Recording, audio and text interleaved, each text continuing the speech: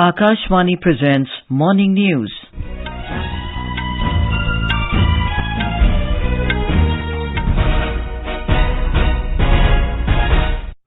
Good morning, I'm Anuja Kumar. The headlines. Prime Minister Narendra Modi to participate in valedictory function of Delhi University's centenary celebrations today. Parliamentary Standing Committee calls a meeting on Monday to hear views of stakeholders on Uniform Civil Code. Russian President Vladimir Putin says Prime Minister Modi's Make in India initiative had impressive effect on Indian economy.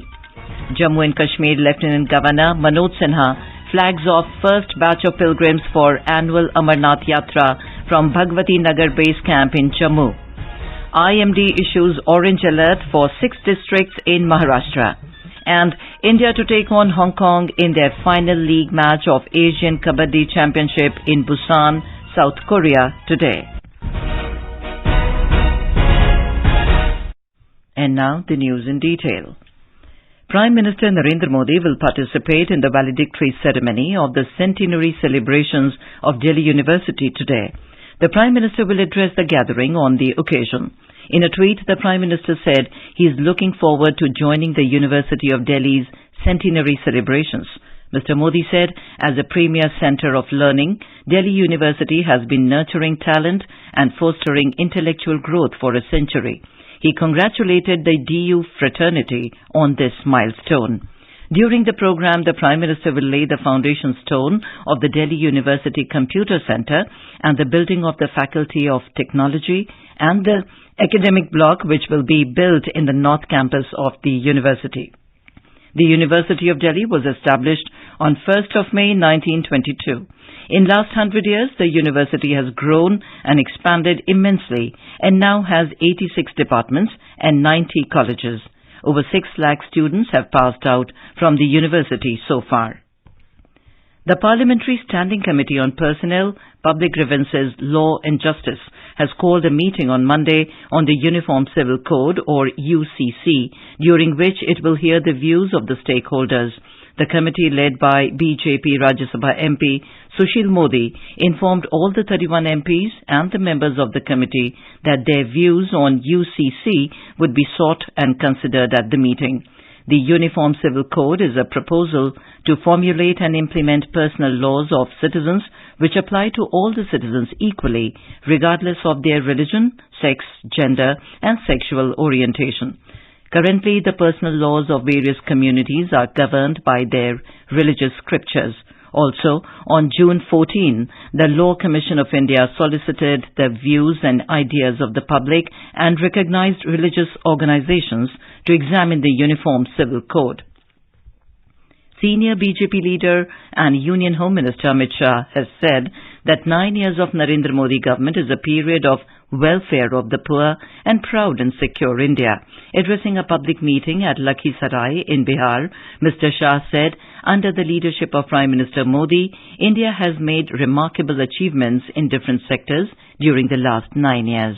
Modi ji के 9 साल गरीब कल्याण के 9 साल, मोदी जी के 9 साल भारत गौरव के 9 साल और मोदी जी के 9 साल का शासन भारत की सुरक्षा के 9 साल का शासन है। नीतीश बाबू, नरेंद्र मोदी जी ने ये 9 साल के अंदर देश को सुरक्षित करने का काम किया है। 20 से ज्यादा पार्टियां इकट्ठा कर ली नीतीश बाबू, मगर ये 20 पार्टियां है कौन? ये 20 पार्टियां वो हैं जिन्होंने 2004 से 14 में 20 लाख करोड़ रुपए का घपला, घोटाला और भ्रष्टाचार किया है। BJP President J.P. Nadda will visit Madhya Pradesh today and address a gathering of booth-level workers in Khargone. It will be his second visit to Madhya Pradesh in a week after 26th of June.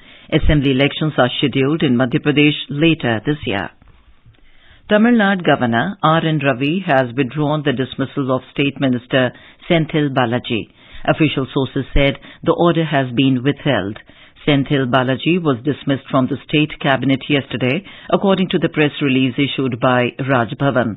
The dismissal brought in a string of criticism from various political parties.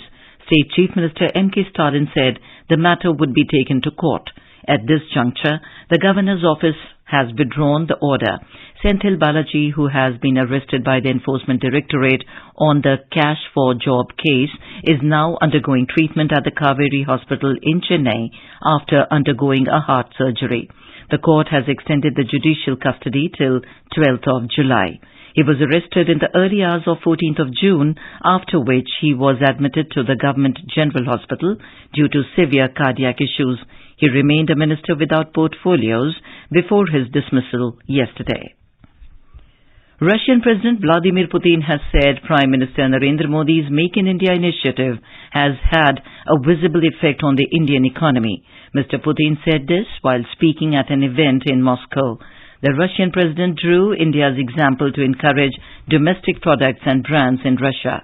Mr. Putin said Prime Minister Narendra Modi, a great friend of Russia, a few years ago presented a concept, Make in India, and it had a very visible effect on the Indian economy. Recently, Russian Ambassador Denis Alipov in New Delhi said that the special Russia-India strategic partnership has shown strength and is growing stronger as ever. Days after the failed attempt of mutiny in Moscow, the Russia Security Council Secretary Nikolai Patrushev has spoken to National Security Advisor Ajit Doval on the latest developments in the country. Mr. Patrushev held a telephonic conversation with Doval on Wednesday and informed him about the latest events in Russia and also discussed the developments as well as bilateral and multilateral ties.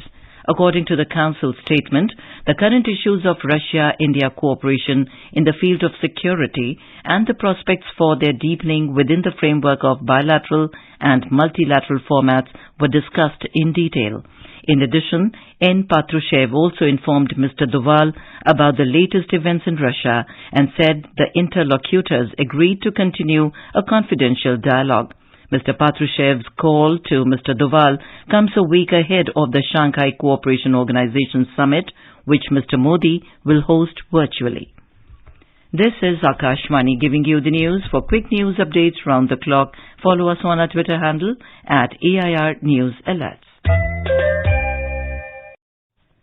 Aadhaar-based face authentication transactions for service delivery has crossed an all-time high of 1 crore 6 lakh in May this year. The Electronics and IT Ministry said this is the second consecutive month to register more than 1 crore face authentication transactions. This facility was launched in October 2021. The face authentication solution, developed in-house by the Unique Identification Authority of India, is now being used by 47 entities, including state government departments, ministries in the central government, and some banks. The Indian Meteorological Department, or IMD, has issued an orange alert for Thane, Raigad, Ratnagiri, Nashik, Pune and Satara districts of Maharashtra for today, stating the possibility of heavy to very heavy rainfall. It also issued a yellow alert for the Mumbai city with a prediction of heavy rain. Strong showers continued to pound Maharashtra's capital. Rains in the state are likely to increase gradually over the next few days. We spoke to senior scientist at IMD, R.K. Jinamani. The low pressure area now lies over northwest MP and neighborhood, and because of that, heavy rainfall have been reported from Madhya Pradesh and West Madhya Pradesh and East Rajasthan has orange alert today. Also, the west coast covering mainly Kerala, Karnataka, coastal Karnataka, Gujarat and Konkan, but orange alert is there for Konkan and Goa and Gujarat. Also, the Bihar, mainly the Patna, the main city, has reported heavy to very heavy rainfall. We have orange alert also for East UP and Bihar. Jammu and Kashmir Lieutenant Governor Manoj Sinha flags off the first batch of pilgrims for annual Amarnath Yatra from Bhagwati Nagar base camp in Jammu in the morning today. The 62-day Yatra will commence tomorrow. More from our correspondent.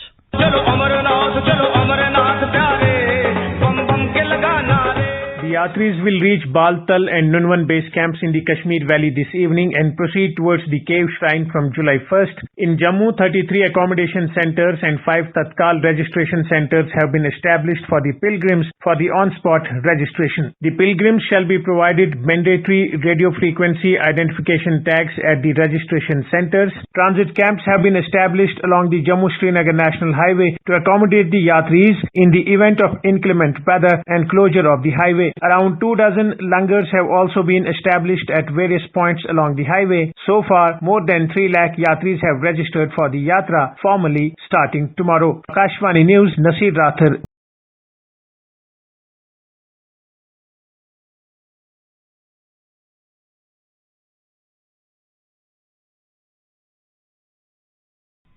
The U.S. Supreme Court has given a historical verdict as it overturned the practice of considering race during the admission process in universities. The judgment overturns the decade-old U.S. policies on affirmative action which boosted the education opportunities for African Americans and other minorities.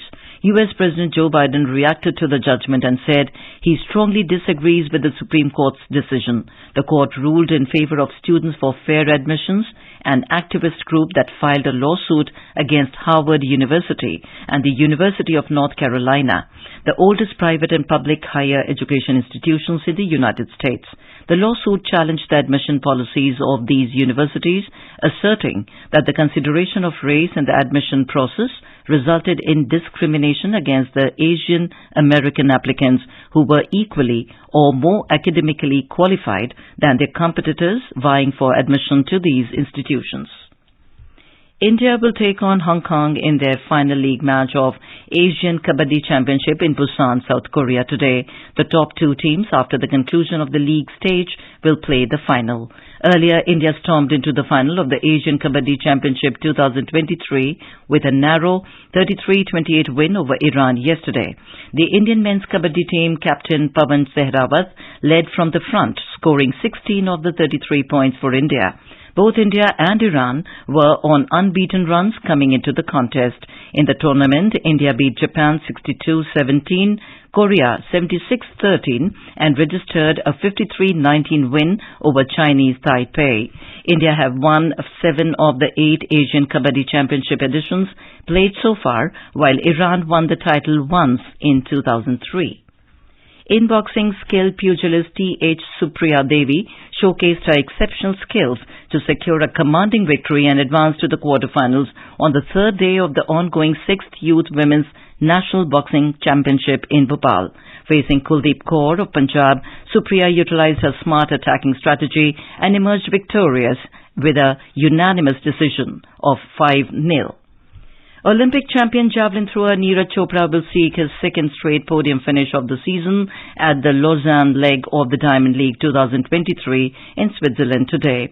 The Lausanne meet will be the 6th event of this year's Diamond League series and the 2nd after the Doha leg with a men's javelin throw competition in the program.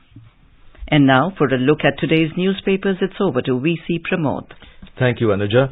IIT Kharagpur to develop tamper-proof signalling system for Indian Railways, reports The Hindu.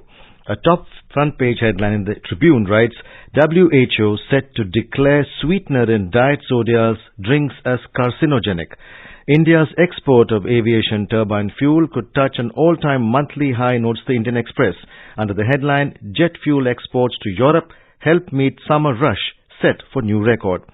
Aadhaar face authentications reach record 10.6 million in May, indicating the growing usage of the service, cites the Economic Times. Reaffirming his commitment, the British Prime Minister is quoted in the Asian Age as saying, want truly ambitious trade deal with India. And finally, in a major breakthrough, a global team of astronomers, including scientists from 7 Indian institutes, have for the first time heard the low-pitch hum sound of gravitational waves reverberating across the universe as predicted by Albert Einstein, notes the Times of India. And with that, it's back to you, Anuja. Thank you, Pramod. And now, before we end the bulletin, the headlines once again. Prime Minister Narendra Modi to participate in valedictory function of Delhi University's centenary celebrations today. Parliamentary Standing Committee calls a meeting on Monday to hear views of stakeholders on Uniform Civil Code. Russian President Vladimir Putin says Prime Minister Modi's Make in India initiative had impressive effect on Indian economy. Jammu and Kashmir Lieutenant Governor Manoj Sinha flags off first batch of pilgrims for annual Amarnath Yatra from Bhagwati Nagar base camp in Jammu. IMD issues orange alert for 6 districts in Maharashtra. And India to take on Hong Kong in their final league match of Asian Kabaddi Championship in Busan, South Korea today. And with that we end the morning news. Have a nice day.